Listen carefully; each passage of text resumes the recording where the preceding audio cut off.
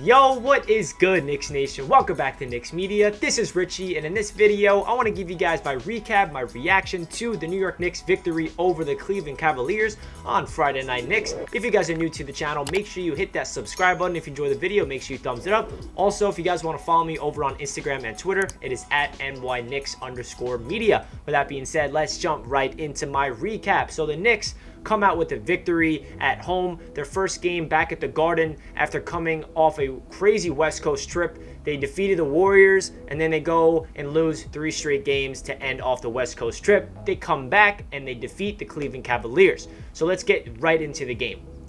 The 2 players that went off tonight, RJ Barrett and Immanuel Quickley. Good to see Immanuel Quickley have a really good game because he had his career night against Portland, and then against the Jazz he struggled, and then tonight he had another ridiculous game. What did he have? 5 3-pointers, 25 points, just looking like an absolute veteran out there. I mean, he is playing on another level for a rookie. He had one of those 3-pointers early in the first quarter, I believe. He just had a step back in the corner, just rained it. And I'm like, that was a Steph Curry veteran type of 3-pointer. And then later on the second half, he's drawing fouls. He had like 4-point plays. One of them got called back because the Cavs challenged it, but he had another one where he got fouled at the 3-point line and it went in. Immanuel Quickley continues to just impress us. He is definitely a top 3 rookie in the NBA right now. He actually dunked on, who was it? Larry Nance? Or I'm drawing a blank. He dunked on somebody, or was it Jared Allen?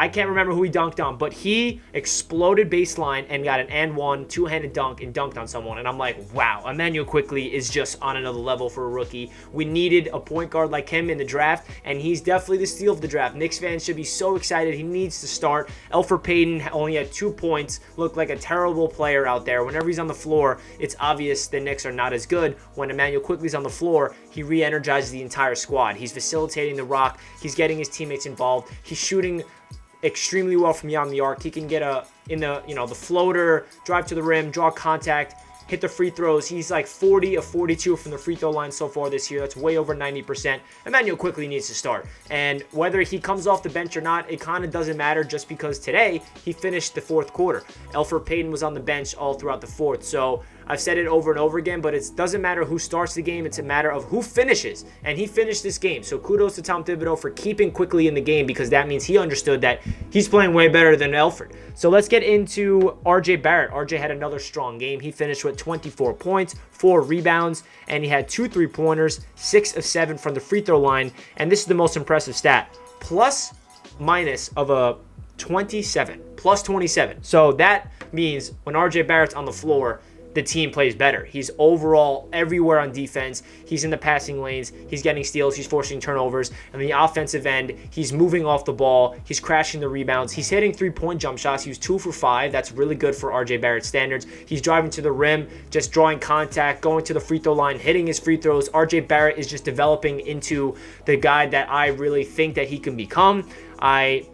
It feels like whenever RJ has a great game like this, I'm always like, yep. And then there was people that were saying that he should go to the G League when he was in a slump. And I was like, please do not write off RJ Barrett as a 20-year-old. He will be fine. He is just becoming our guy that we need to be part of the young core. He should not even be considered in any trade package, in my opinion, for anybody. I don't care who it is. We need to be a team that can develop our own young core, and then that will attract free agents that are stars that are going to look at the Knicks and say, wow, they got a young core broom with RJ and Quickley and Obi and all these young guys and Mitchell Robinson. And that's how we can develop this team to become a championship contender in the future. That's my take. But RJ Barrett is definitely becoming a very good player before our eyes, especially for a 20-year-old. Julius Randle, he actually finished with a great game, because starting off, he didn't score. It was crazy because we were up by like 15 points, and I'm like, we're playing this well with Julius Randle not scoring. But he ended up with 16 points, 8 rebounds, 6 assists, a near triple-double. He's going to be an all-star this year, at least he should be. And Mitchell Robinson, he didn't really do that much tonight, but the one thing I will say, Andre Drummond had, 4 points? So whether that's the game plan of Tom Thibodeau, Mitchell Robinson locking him down, the Cavaliers not being able to feed him the rock down low, or him not getting rebounds, Mitchell Robinson deserves some credit because he's obviously guarding him. Mitch did get into foul trouble early, which caused Nerlens Noel to come in eventually. So I think the credit goes to both Nerlens and Mitch for locking down the paint all throughout the game. Alec Burks finally found his rhythm tonight. He didn't really go crazy, but he was 0 for 7 last game from 3. He hit a three-pointer, finished with 7 points, not too crazy. But Obi Toppin, he came off the bench and he had a really nice layup. He hit a three-pointer, looked like a guy that is going to get more minutes. He's not out there a lot, so I'm not expecting him to get into rhythm right away. But and then another player that played really well is Austin Rivers, coming off his ridiculous game against the Jazz when he had 25 points in the first half. He had, 13 points off the bench, 6 for 11 from the field. So it's just a really good time right now for the Knicks, because this was a game going into Friday night against the Cavs. I'm like, we cannot fall to this Cavs team. I don't care that they're 9-9. I don't care that they're all healthy right now.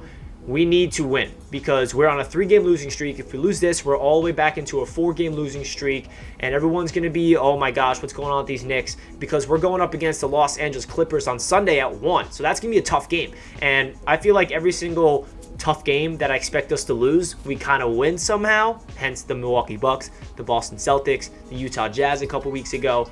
It will happen. I'm not saying the Knicks will beat the Clippers, but don't write them off. That's all I got to say.